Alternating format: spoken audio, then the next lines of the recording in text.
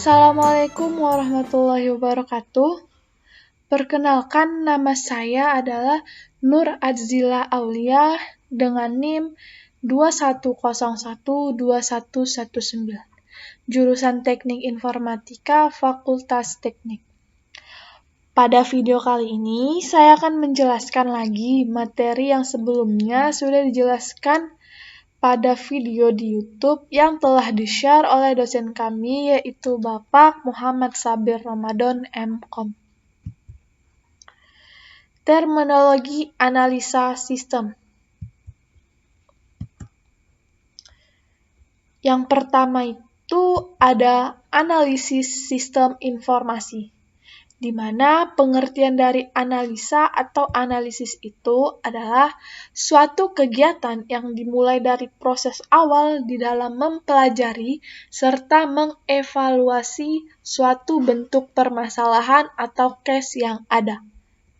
Dan sistem itu seperangkat unsur-unsur yang terdiri dari manusia, mesin atau alat, dan prosedur, serta konsep-konsep yang dihimpun menjadi satu untuk maksud dan tujuan bersama.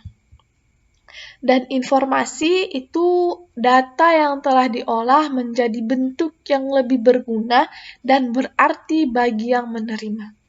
Jadi, analisis sistem informasi merupakan penguraian dari suatu sistem informasi yang utuh ke dalam bagian-bagian komponennya. Jadi, adapun bagian-bagian komponennya itu: 1. Mengidentifikasi dan mengevaluasi permasalahan,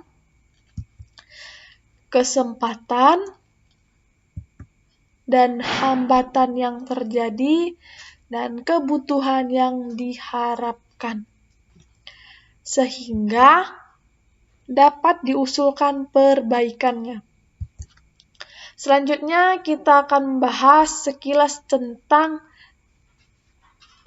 sistem tadi, di mana bahasan ini merupakan contoh komponen sistem atau elemen-elemen sistem yang dapat berupa suatu subsistem atau bagian-bagian dari sistem.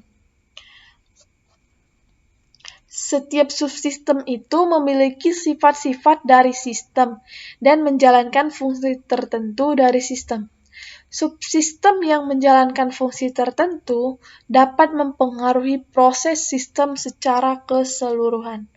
Dan juga, sistem dapat diartikan sebagai suatu kumpulan atau himpunan dari unsur, komponen, atau variabel-variabel yang terorganisir, saling berinteraksi, saling ketergantungan satu sama lainnya, dan terpadu dengan tujuan untuk menyelesaikan suatu sasaran tertentu.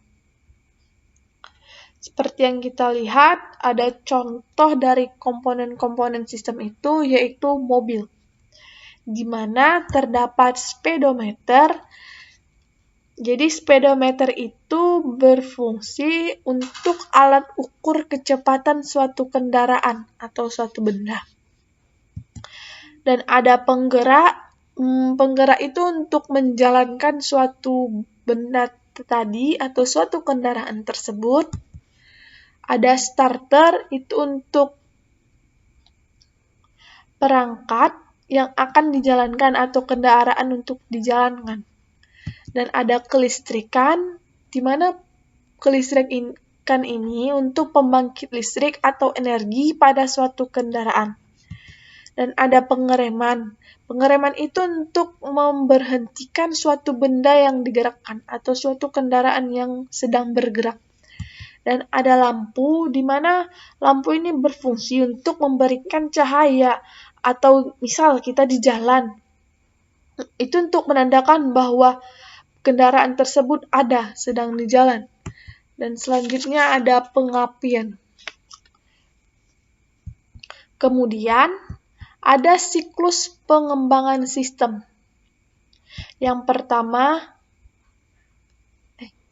Jadi, siklus hidup pengembangan sistem itu merupakan penerapan pendekatan sistem untuk mengembangkan dan menggunakan sistem berbasis komputer.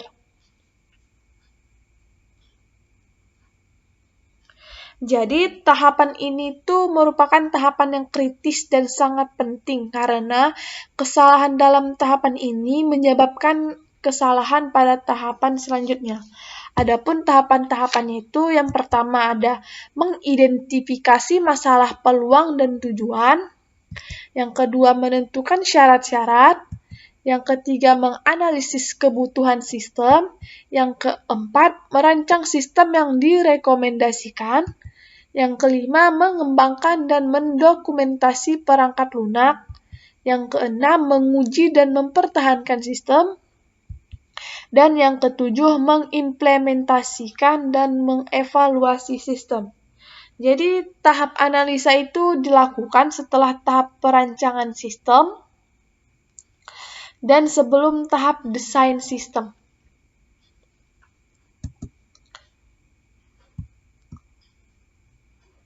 Adapun sasaran perancangannya yaitu pertama, menentukan secara tepat banyaknya informasi, melakukan upaya standarisasi, pengembangan sistem pengendalian, dan mengurangi fungsi-fungsi yang terduplikasi. Dan juga ada dasar perancangan sistem. Yang pertama, apakah sistem yang lama akan dikembangkan atau cukup disederhanakan saja? Yang kedua, apakah sejumlah langkah-langkah benar dan penting dan apakah sudah dikerjakan dengan sebaik mungkin? Yang ketiga, menengarai adanya fungsi-fungsi yang mengalami redundansi dan duplikasi. Yang keempat, sistem baru itu hendaknya bekerja lebih cepat, lengkap, dan menyeluruh dibanding sistem lama. Yang kelima, laporan yang dikeluarkan oleh sistem baru itu harus benar-benar bisa memenuhi kebutuhan informasi manajemen. Dan yang keenam, diperlukan juga adanya sarana-sarana yang mempermudahkan pengendalian terhadap implementasi sistem. Ada dua contoh yang saya ambil dari sistem informasi tersebut. Yang pertama itu berdasarkan level organisasi, ada sistem informasi departemen, sistem informasi perusahaan, dan sistem informasi antar organisasi. Contoh kedua itu berdasarkan aktivitas manajemen.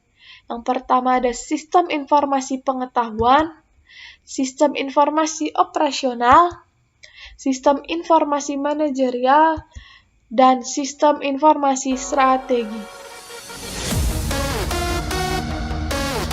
Saya rasa sekian hasil dari penjelasan saya pada materi terminologi analisa sistem. Jika ada salah dalam perkataan saya saat penjelasan dalam video tersebut, saya mohon maaf. Wassalamualaikum warahmatullahi wabarakatuh.